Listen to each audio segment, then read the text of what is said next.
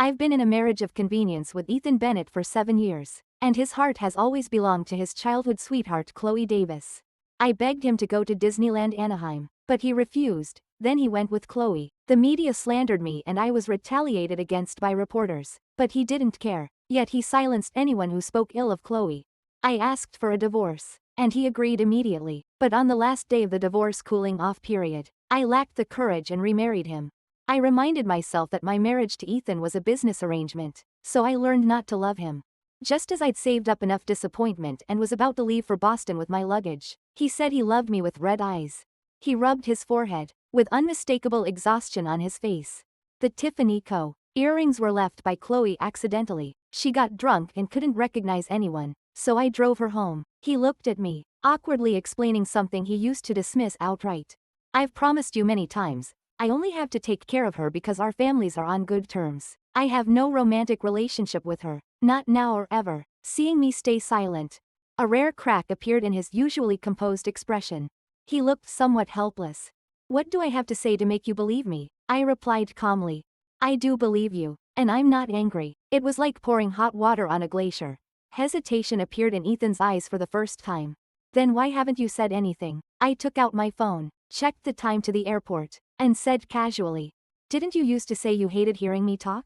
I'm feeling a little dizzy. I want to leave first. I had something on my mind and didn't notice Ethan's face darkening.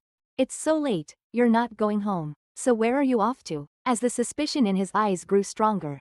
Ding! Chloe's exclusive ringtone rang. The suspicion in Ethan's eyes vanished. He averted his gaze, looking somewhat guilty as if covering his ears to avoid hearing the bell. It's a work call, urgent. He immediately forgot his suspicion of me and hurried toward the door. I'll have the driver take you home first. I nodded and walked out, but he called me back. Don't catch a cold when you get back. Remember to have some hot soup. His voice carried a hint of tenderness, as if he were coaxing me.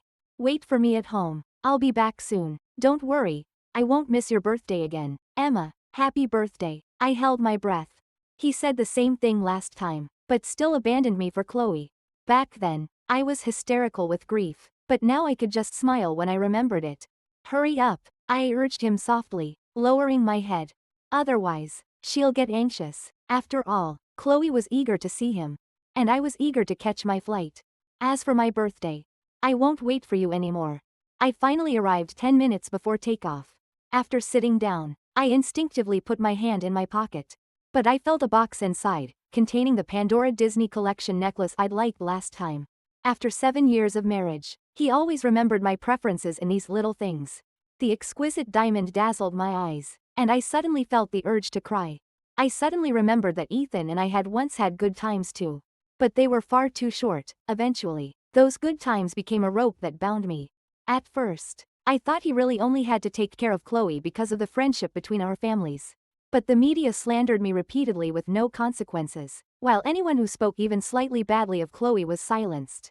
Rumors spread everywhere that Ethan and Chloe had rekindled their old romance, and that I, his legitimate wife, would soon be kicked out. I forced myself to be magnanimous, but those words invaded every corner of my life. Every time he had to choose between Chloe and me, Ethan always chose her. The conflict finally erupted on an ordinary afternoon. Ethan, who'd told me he had to work, was actually watching fireworks with Chloe at Disneyland Anaheim. It was exactly what I'd begged Ethan for countless times, only to be coldly rejected. I leaned against him and kissed him softly. Disneyland is the #1 must-visit spot for couples. Let's go too. Ethan pushed me away calmly and refused. I don't want to fall into such a low-level consumer trap, but in the photos, he was wearing a fuzzy headband and smiling brightly. Not a hint of disdain. The photos trended rapidly on Twitter, but my eyes blurred with tears. Ethan finally came home late at night, and I hid in the darkness, speaking hoarsely. Was Disneyland fun? A flash of surprise crossed his eyes. Or maybe I was just being sentimental. He would never have emotional reactions because of me. Are you spying on me? My heart felt like it was being squeezed, so painful I could barely breathe. Do I need to spy? Your sweet interactions have been trending for ages. Tears kept falling, and I couldn't help but scream. If you love her, then divorce me. Ethan stood there, as calm as an onlooker. Emma, a marriage without trust is meaningless. I'm tired. I don't want to have this pointless argument with you. No explanation, only accusations. I looked like a hysterical madwoman, but he remained calm. He even remembered to take off his coat and hang it up carefully. Faint notes of women's perfume wafted over, making me nauseous. The grievances accumulated over time broke out like a tsunami. I grabbed the coat and angrily threw it at him. The things in the pockets fell to the floor, but I only focused on confronting Ethan. He glanced down at me and then slammed the door as he left. I stumbled and fell to the ground, but I touched the box beside me. I opened it and found the necklace he'd brought back from Disneyland. Happy birthday. I loved him. As long as he gave me an opening, I would have forgiven him immediately. But Ethan started to go missing. I couldn't reach him no matter what. I endured my grievances and apologized. I shouldn't have doubted you or lost my temper, but you lied to me. Going to Disneyland with her was true. I'm waiting for you at home today. Can you make up for my birthday? But the messages were like stones sinking into water, gradually wearing away my patience. Finally, I made up my mind to wear the necklace Ethan gave me and go to his company to find him. But on the way, I ran into that reporter who'd been banned for speaking ill of Chloe. He grabbed my neck tightly. I can't touch Chloe, but I can touch you. After all, Mr. Bennett doesn't care about you. I desperately dialed Ethan's number, but only a mechanical female voice answered. If it weren't for the security patrol passing by, I didn't dare imagine what would have happened. When my phone started vibrating, I covered the wounds on my body and screamed in panic. The moment I saw Ethan's name, my grievances exploded. Tears streamed down my face. Ed, hello? Chloe's gentle voice came through. Mr. Bennett is taking a shower. Is there something urgent? I saw you calling him repeatedly. If you're in a hurry, I can go in and relay the message. It felt like being hit by a heavy punch. Everything went blank, and my phone fell helplessly to the ground. After a long silence, the security guard took me to the Boston Police Department to file a report.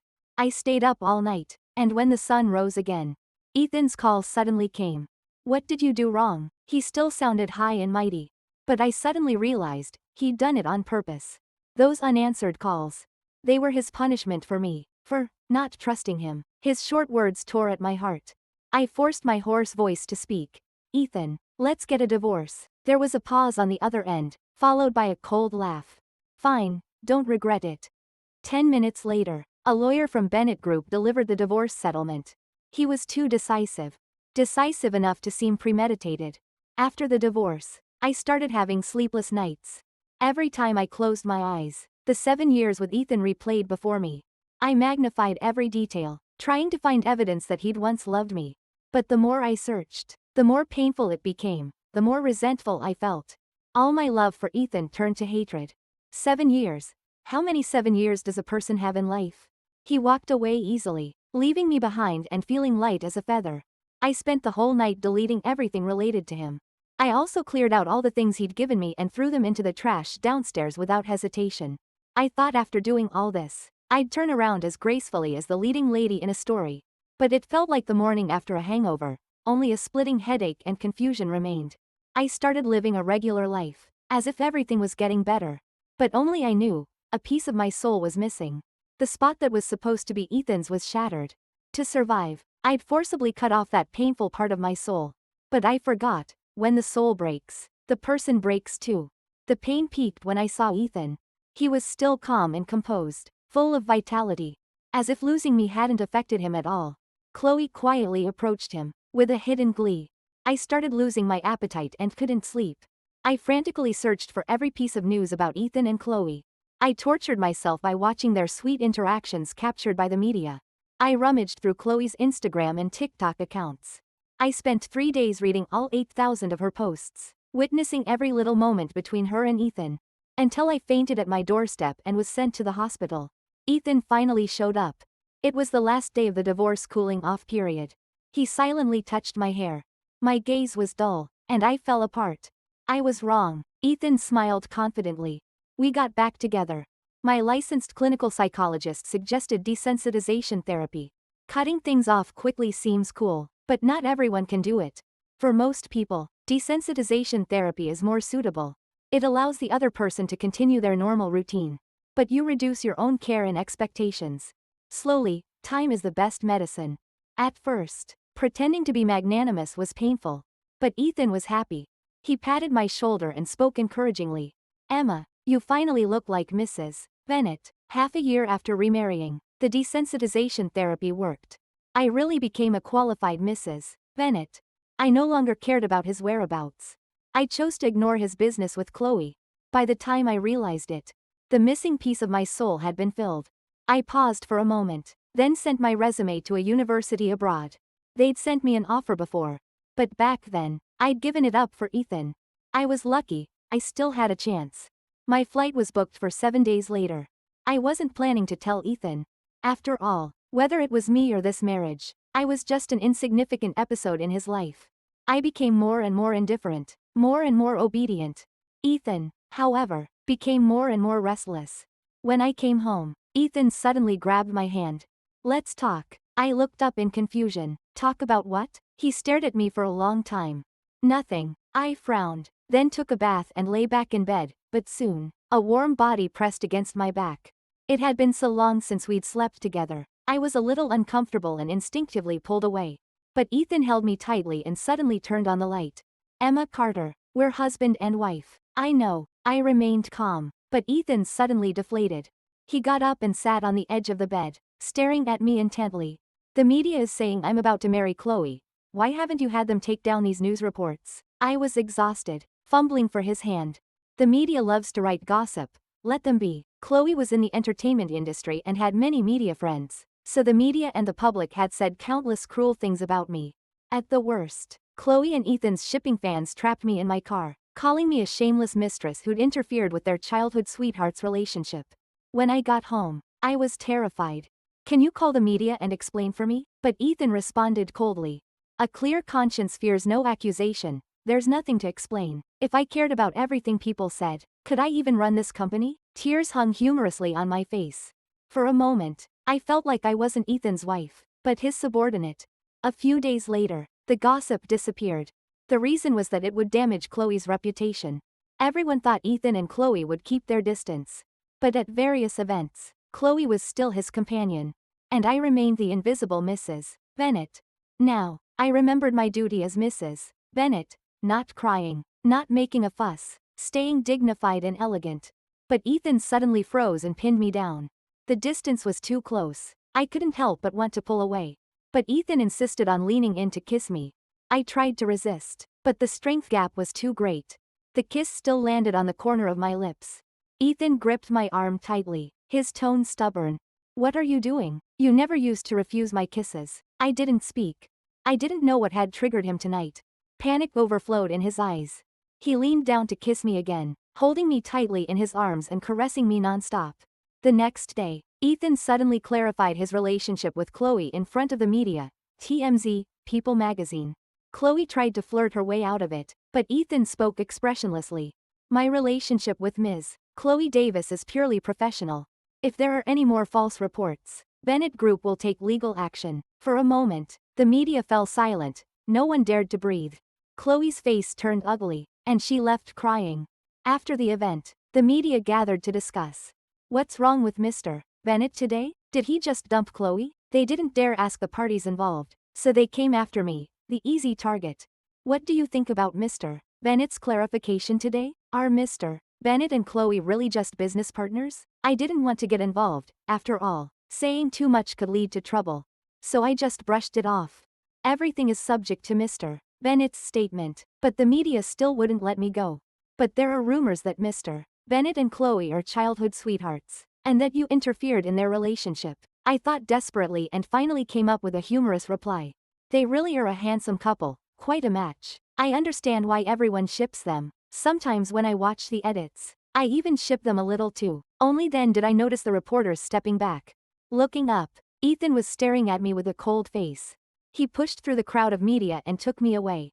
Once inside the car, he held me tightly. I was shocked and quickly reminded him that the media was still filming. After all, Ethan hated having photos of us appear in the media. We'd never attended events together before, and rarely even went out together.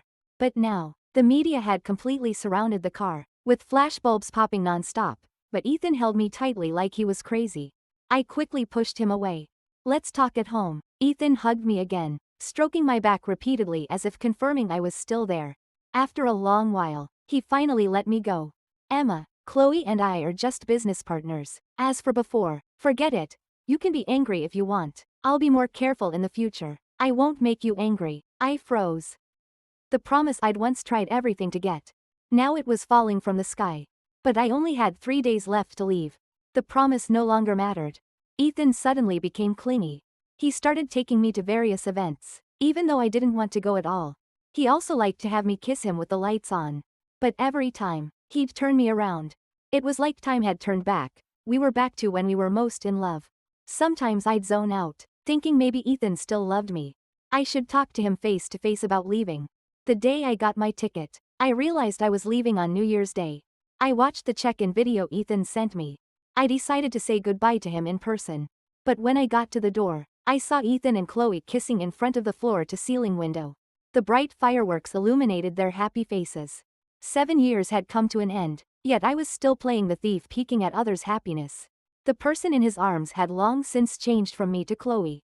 Chloe leaned against Ethan's chest, raising her eyebrows slightly. She mouthed one word at a time. You lost. The countdown ended with the fireworks. I couldn't help but laugh bitterly. And my heart felt like a stagnant pool of dead water. Finally, completely, utterly, I didn't care anymore. Ethan always felt like he'd forgotten something important. Emma Carter had been too sensible lately.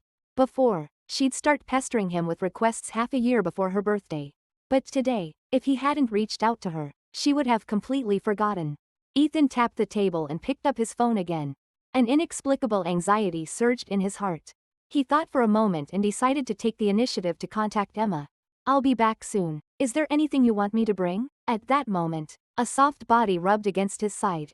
Alec. Ethan frowned and instinctively pulled away. Looking up, he saw that both Chloe and her father Richard Davis had come. Richard Davis put on his usual superior attitude. Hurry up and divorce that woman. We've already made all the wedding arrangements. Chloe looked a little shy. But Ethan pushed her away coldly. No trace of a smile. I told you, Chloe and I are just business partners. Richard Davis's smile froze. Don't you want the Starling project anymore? His gaze was sharp, full of authority. But Chloe's face turned pale. Dad, Alec has been begging me, so I arranged a meal with the Starling project director for him. Last night, the director signed the contract with him. As soon as Chloe finished speaking, Richard Davis's face turned bright red. He raised his hand tremblingly, speaking angrily. Fool, idiot. In just a few words, Richard Davis collapsed to the ground and was carried away by nurses. Chloe stood there stunned, unable to recover. She finally woke up from her fantasy, looking at Ethan in disbelief. You used me? Being nice to me was all fake. You just wanted to get the Starling project? I don't understand your scheming, but I gave you everything. I was willing to be your secret lover without a title, to bear the insults for you, to go against my father for you. Ethan Bennett, don't you have a heart? Ethan stared at her coldly, no warmth in his eyes. What had he done wrong? He'd just repeated what Chloe had done to him years ago. Chloe's hands trembled uncontrollably, with tears hanging from her chin. Why, if you marry me, I could have given you the project openly. Chloe, do I need to remind you? I'm married, but you don't love her at all. Chloe suddenly smashed the ornament on the table. It was something I'd made by hand. Ethan's expression changed. He quickly pushed Chloe away and picked up the broken pieces. Who told you I don't love her? If it weren't for you and your father pushing me step by step, how could I bear to hurt her? Chloe couldn't help but take 2 steps back, stumbling and sitting on the floor. She looked at Ethan with red eyes, studied him carefully, and then smiled coldly. Since he'd destroyed her happiness, she wouldn't let him be happy either. Emma didn't go home. The media photographed her going to the airport. Because you punished the media for me before, they didn't release it. I thought I should tell you. Ethan suddenly turned around. He stood up immediately and strode toward the door. Get out. But Chloe smiled and blocked his way. There's one more thing I forgot to tell you. Her heart felt like it was burning in a fire, filled with desperate despair.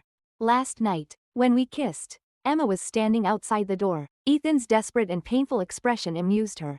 She opened her mouth, her voice sharp and harsh. Her expression was so beautiful. Too bad you didn't see it. Ethan ran 3 red lights and rushed home. He opened the door, and the familiar warmth and scenery surrounded him. He sighed in relief and instinctively called out, I'm home, but only silence responded. Ethan suddenly strode into the bedroom, searching every corner of the room like a madman. Nothing, he couldn't find her anywhere. Intense panic made cold sweat break out on Ethan's forehead, and his eyes were suddenly drawn to a document on the table. It was the divorce settlement. The one drafted personally by Bennett Group's legal team and sent to me at his instruction. My name was neatly signed at the bottom. Below it was a note.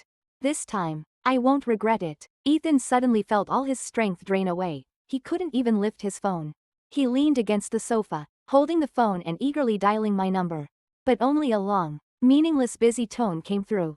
He gripped the phone tightly, and at that moment, an unfamiliar call came in.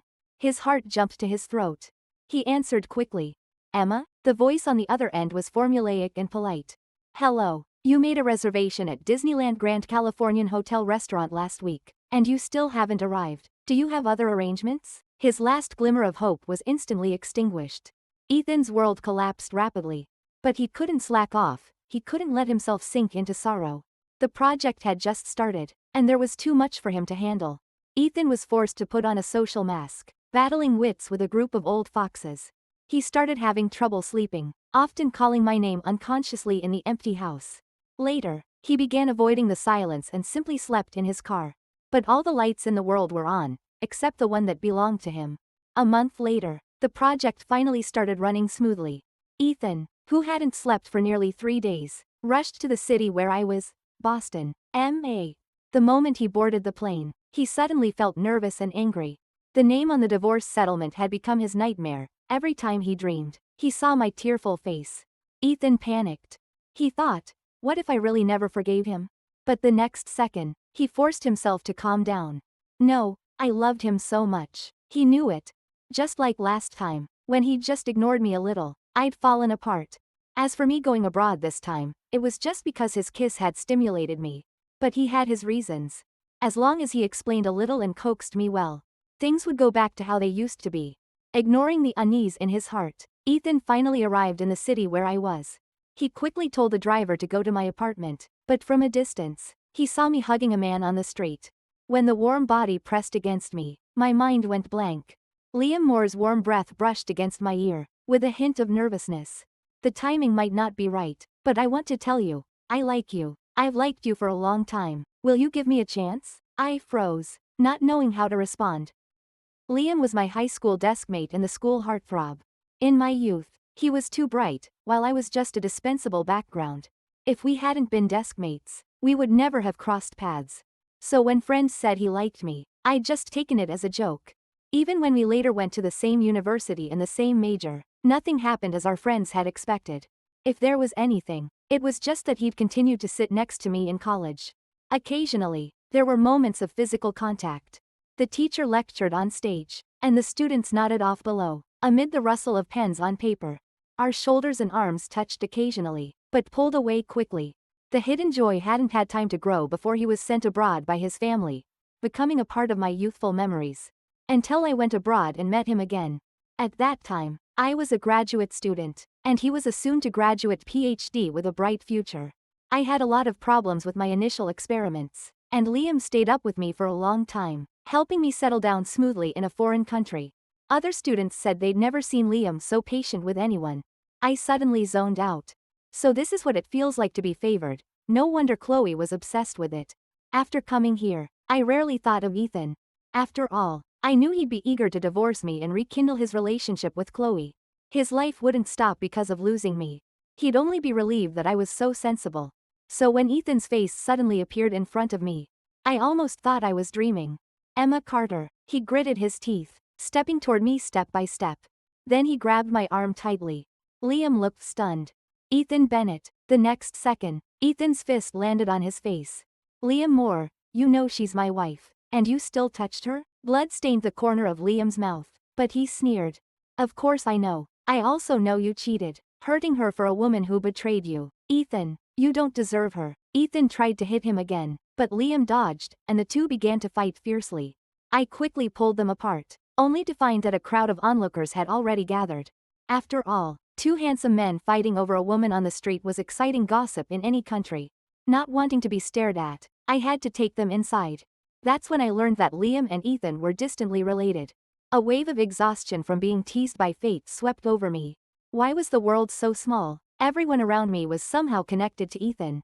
My life had finally gotten back on track, and I was ready to start a new life. But Ethan had to show up and shatter my hard-won peace. I told Liam to leave first. You This is between him and me. Ethan gave Liam a triumphant look, and Liam hung his head.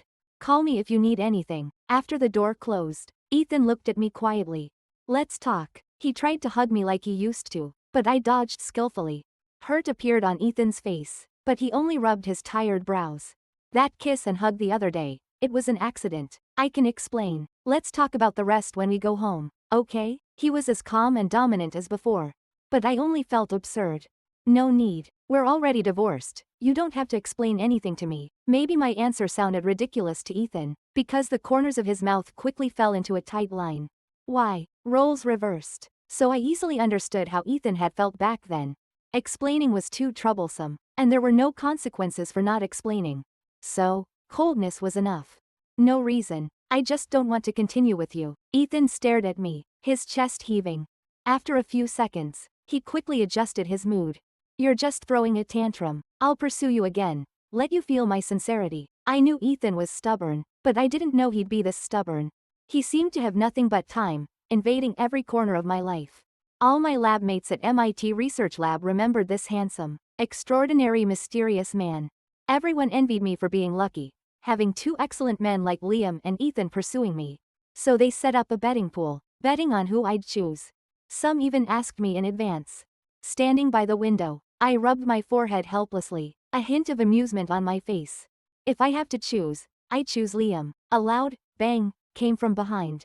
Ethan's phone fell to the ground, shattering into pieces, just like his expression. He'd always cared about his dignity. His elite upbringing had taught him never to lose his composure in any situation. But now, his eyes were red, and he looked completely flustered. The others left quickly, and Ethan trapped me by the window, explaining to me. You were really hurt before, weren't you? Apologizing was a more unfamiliar task for him than a $100 million project. The undefeated general at the negotiating table had become a child struggling to find words. I'm sorry. I've already clarified with the media. I'll never see Chloe again. But you can't abandon me like this. I only used Chloe, just like you used Liam, right? His tone tried to be light, but his eyes were flustered and pleading. I observed his expression carefully. I thought I'd feel relieved, but only calm indifference remained. Like land after a wildfire, no reaction at all.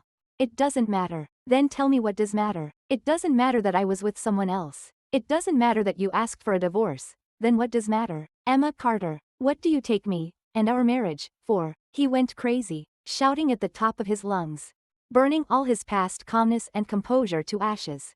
Ethan punched the wall hard, and as blood spread, he finally calmed down. Emma, let's go home. I'll explain everything clearly. I won't let anyone bully you again. My body stiffened, and I looked at him in disbelief. So he did know, I'd been bullied all this time. Those tabloids attacking me endlessly at Chloe's behest. The times I'd turned to Ethan for help, but he dismissed it as trivial. But he didn't know, one ant might be harmless, but a swarm could devour a person. The pain of the past surged up again, and I pushed him away, slapping him hard. But the person who bullied me the most was you. Ethan's face turned to the side, a bright red handprint on it. He tried to speak, but I cut him off. The day after my birthday last year, I called you, but you didn't answer. Ethan quickly explained. The company was swamped. I didn't have time to check my phone. Chloe was. I waved my hand. It doesn't matter. That night, I was almost assaulted by a reporter, the one you fired for Chloe. The color drained from his face, but I pressed on. Do you even remember his name? Or even this incident? A flash of confusion crossed Ethan's eyes. I laughed, of course. He didn't remember. So naturally, he didn't remember the harm he'd caused me. Ethan, I don't mind that you loved Chloe, but why did your love have to drag someone else down with it? My voice was soft, but Ethan stumbled and fell to the ground. If it weren't for a passerby, I don't know what would have happened. I thought, the principle I'd always insisted on, that people have mouths to communicate, had finally worked. So I decided to explain to Ethan. That night, I asked for a divorce, and you agreed without hesitation. Later, I hated you, but then I realized, I hated myself more, hated my humility, hated my lack of backbone, so I decided to fix it. Luckily, I found a way to love myself. After loving myself, your love became disgusting. Ethan knelt at my feet. His face was full of sorrow and confusion. He seemed to want to reach out to pull me, but he withdrew his hand and limped out. Ethan disappeared from my life. I thought everything was over, until the city I was in was suddenly attacked by terrorists. Amidst the fire and flames, Ethan shielded me tightly, 1 second before the bullet was fired. Blood stained my body, and Ethan's warm body gradually turned cold. As he was wheeled into the operating room, I felt my soul fading again. The surgery lasted a whole day and night, and Liam came to comfort me. "It's not your fault. Leave." I didn't want to talk. Liam stared at me for a long time, then finally turned and left. The next day, a lawyer handed me a document. "Mr. Bennett has transferred all his assets to you. If he passes away, he wants you to handle his funeral arrangements." Pass away? Didn't people say that villains live forever? My mind was in chaos, but pain took root in my heart. I prayed to God, let Ethan wake up. Life had just begun. I didn't want to carry such a heavy psychological burden for the rest of my life. Thankfully, God heard my prayer. When spring came, Ethan woke up. Emma, tears slowly fell from the corners of his eyes. But I felt confused. Why was Ethan such a strange person? Love mixed with pain. Agonizing, yet impossible to walk away from. But luckily, he woke up. "Emma, are you okay?" I shook my head gently. I placed the divorce settlement and the asset transfer agreement beside him. "My collaborative project at school has made progress. They're sending me to another country for academic exchange." More tears streamed down Ethan's face, and I raised my hand to wipe them away gently.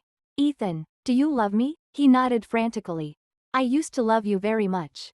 But that love hurts so much. I suffered countless times, felt lost, and drove myself to the point of being unrecognizable. Ethan, loving you was really too painful." His hand slowly slipped from my wrist. "So I won't love you anymore. We won't see each other again. Wish me happiness." Ethan closed his eyes and turned his head in embarrassment. He didn't want to wish me happiness. Happiness without him wasn't happiness at all. But the door creaked, and he quickly turned back, only to see me still standing at the door. "Emma Carter, I wish you happiness." I smiled and nodded, then turned and left. Ethan looked at my back, reaching out his hand. But he forced himself not to make a sound. At first, he'd only felt that my presence had brought a touch of warmth to the house. Later, he'd found his heart beating for me. That feeling was fresh and fascinating. He'd sworn to treat me well for the rest of his life. But the hardships of life had pushed him step by step down the wrong path. In the end, too much had piled up to be undone. Ethan shook his head and slapped himself. In truth, he'd lied. There were no hardships forcing him.